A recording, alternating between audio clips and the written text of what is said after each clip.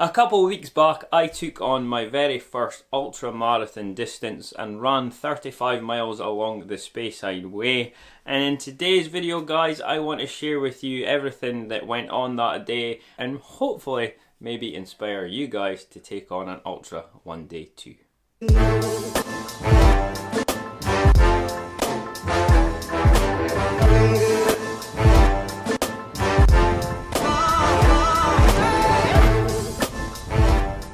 What is up guys, thank you for coming back to the channel, and hopefully this video today I'm going to explain to you everything about that whole day, which was just the most amazing experience for myself, and maybe, like you say, maybe might inspire someone out there to want to give an ultra distance race a go. Even though the run that I did wasn't a race, it was just done purely because it is something I've always wanted to do, and especially that run because it finishes back where I actually live, so it was kind of a nice thought to basically get dropped off and basically run home. So that's what we did. I've been looking to do this run for quite some time, but I've just procrastinated so much about it and just kept putting it off.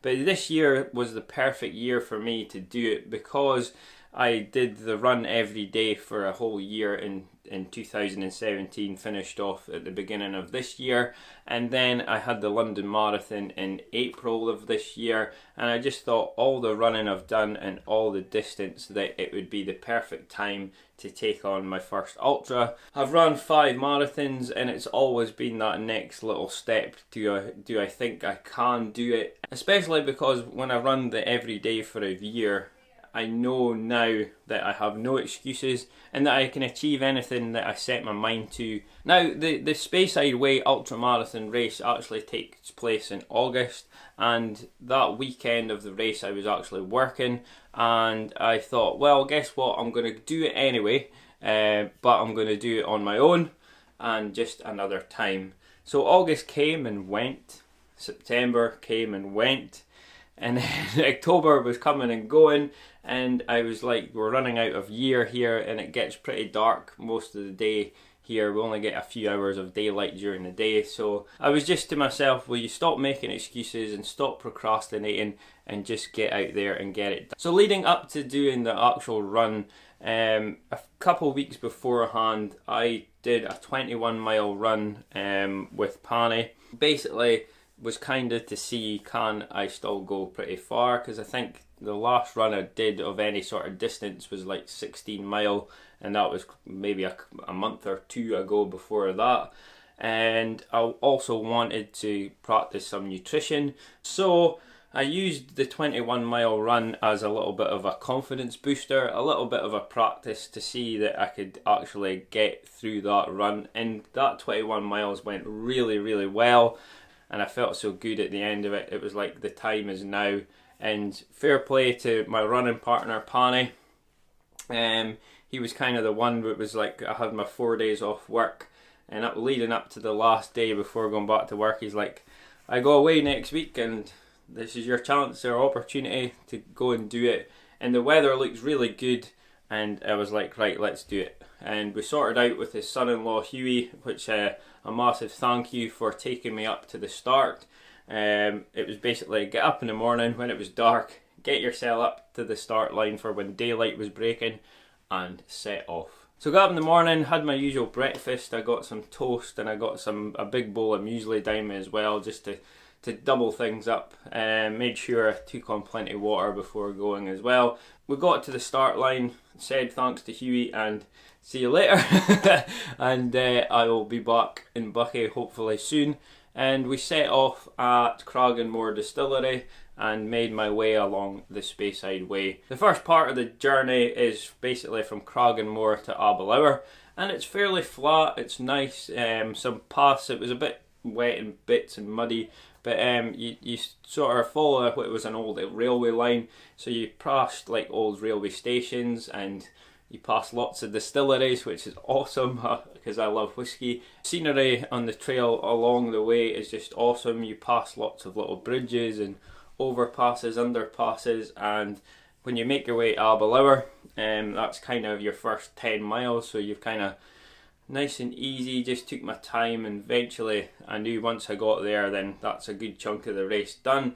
And then I started getting a little bit closer to more familiar territory, because that was one section of the Speyside Way I'd never been on before, so it was good to kind of be on that. It was all new and it was fresh and it kept me motivated, so which is always good. Then when I got to Aberlour, we carried along to Craigellachie, and you pass the Macallan distillery up in the hill, and you go under the tunnel in past Craigellachie, and then we go to what is called the Ben Aigan Hill. So Ben Aigan, you basically sort of circumnavigate the hill, you go up the side and round, and you do a bit of climbing, not too bad. The first part it was quite fine, you go up and then it kind of levels out for a little while, and I got to get a bit of running, which was good. And then you meet the Ben Aigan sign, which then makes you say, well, this is where we're going to start climbing the hill, which you do for a good bit, and then you sort of break out when you've kind of went past round the side of it, and you just basically, the scenery that opens up is just incredible. You see the River Spey winding all the way towards Fauquebers, and that's when I sort of got to about, I think it was like 16 miles at that point, and I was really feeling great. I was taking on plenty of fuel, I was making sure I was getting my nutrition in often.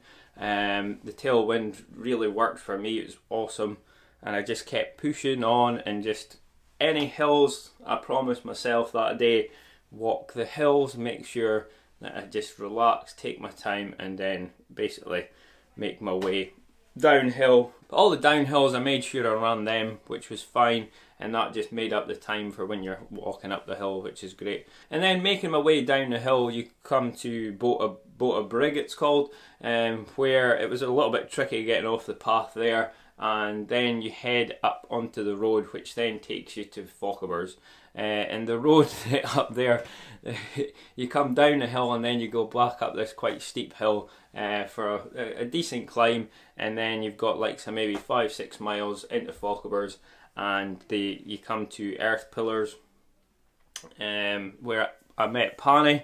His daughter kindly took him and dropped him off for me, and he joined me there, which was a massive boost, because I think at that point was 23 miles in, and it just gave me a massive lift to see someone and go the rest of the way with Pani.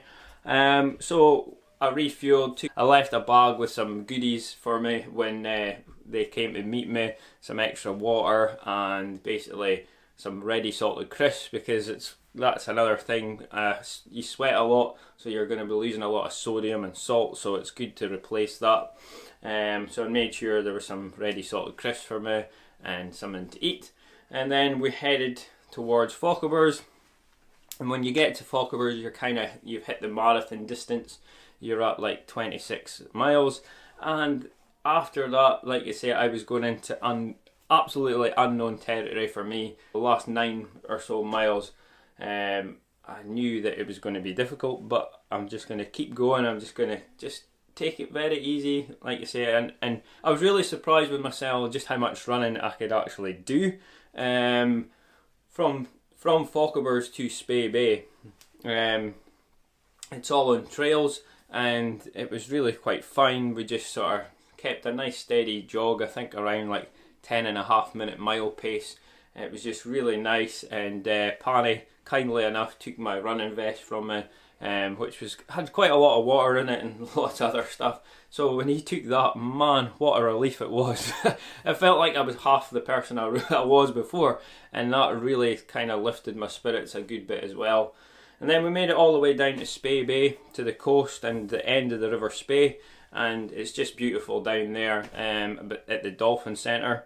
And again, it was a case of, it was time to take on some fuel, get some food on board, and then it was the last leg of the journey basically. So from Spey Bay to Buckie, you head through the woods down past the Spey Bay golf course, and then you come out towards Port Gordon.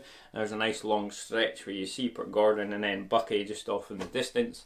And then when we get into Port Gordon, that's when I was like, the legs were starting to hurt a bit then. We're doing run for a mile and then kind of walk for about a half a mile and a bit, and it was just that breaking it down really helped me keep going. And just seeing basically Bucky in the distance, it was kind of like, oh, we're almost there, and everything felt like it was starting to break down and everything was starting to slow down, and I certainly was slowing down. But as soon as we were in Bucky, made our way through, and then up towards the finish, it's another little brae to go up, and I was like, I'm going to run this last bit, and boy, coming up that hill did it hurt, but seeing the finish line and actually getting to the end, man, it was awesome. And to think that when I started out running, there's no way in my mind I ever thought that I'd be going and running 35 miles, not a chance. But now that I've did it, then again it's that whole, well, you've done something like that, again it just opens your sort of mind up to saying, well, what can I achieve, what can you do, because we can all limit ourselves, but there is potential to do more.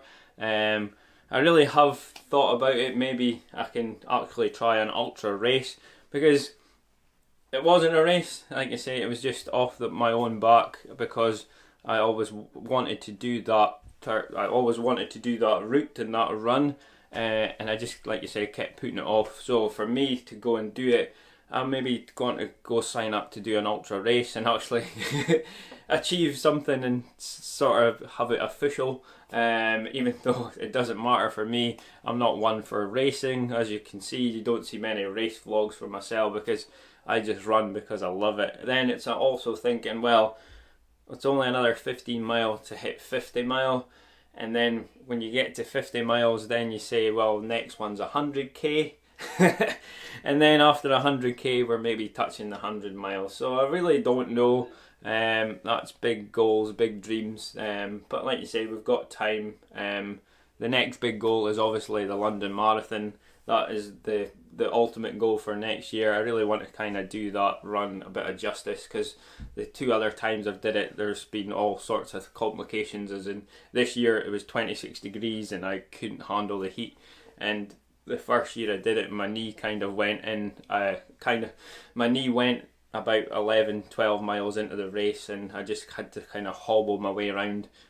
So fingers crossed this year I go in and it it isn't roasting and I can get round and do it a bit of justice. So, and before I go to today, guys, if you are planning doing an ultra marathon yourself, please let me know what you're doing down in the comments. I'd love to know what ultras you're taking on, or if you've got any marathons planned as well. I'd love to know what you guys are up to. And if you have any other questions, guys, about running ultras, then please let me know in the comments also, and I will do my best to answer every question, and hopefully, like you say, you'll be out there running an ultra soon too. So all that's left for me to say, guys, is thank you again for watching, and if you haven't subscribed to the channel, then please consider hitting the subscribe button. Come and join us here at the Run With Style community. We'd love to have you guys. And all we've left to say is get out there, run with style. See you in the next one. Jamie, out.